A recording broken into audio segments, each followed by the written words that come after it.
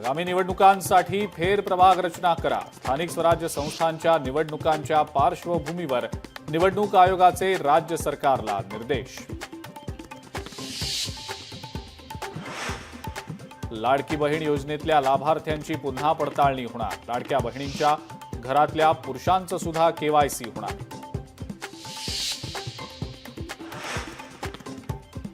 Colonel Sofia कुरेशींबाबत वादग्रस्त वक्तव्य करणारे भाजपचे नेते आणि मंत्री विजय शहा अडचणीत। एफआयआरला स्थगिती देण्याच्या मागणीला कोर्टाचा नकार।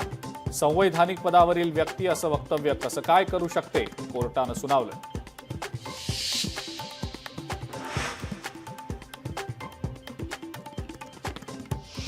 काश्मीरच्या त्रालमध्ये सुरक्षा दल आणि दहशतवाद्यांमध्ये चकमक। जैश ए मोहम्मदच्या 3 दहशतवाद्यांना कंठस्नान।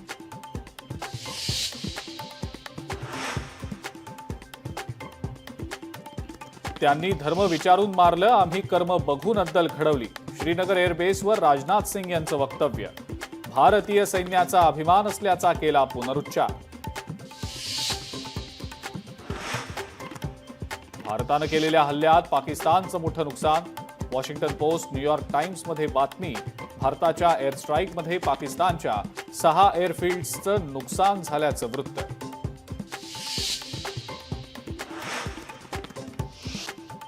पुण्यातल्या सफरचंद व्यापाऱ्यांना पाकिस्तानमधनं धमकीचे फोन। तुर्कीच्या सफरचंदांवर बंदी घातल्यानंतर धमक्या। तर तुर्कस्तान आणि अझरबैजानमध्ये शूटिंग न करण्याचा सिने वर्कर्स असोसिएशनचा निर्णय। टॅरिफबाबत भारत डील करण्याच्या तयारीत असल्याचाही दावा। राज्यामध्ये पुढचे 4 दिवस अवकाळी पावसाचा इशारा। गोंदिया, भंडारा, गडचिरोली, वर्धा, यवतमाळमध्ये ऑरेंज अलर्ट।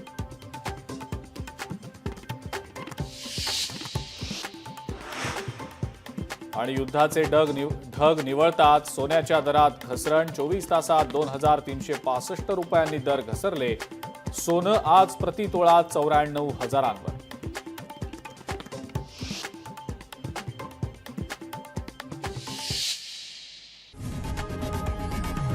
लोकशाही मराठी ऐका, पहा, जागरूक रहा।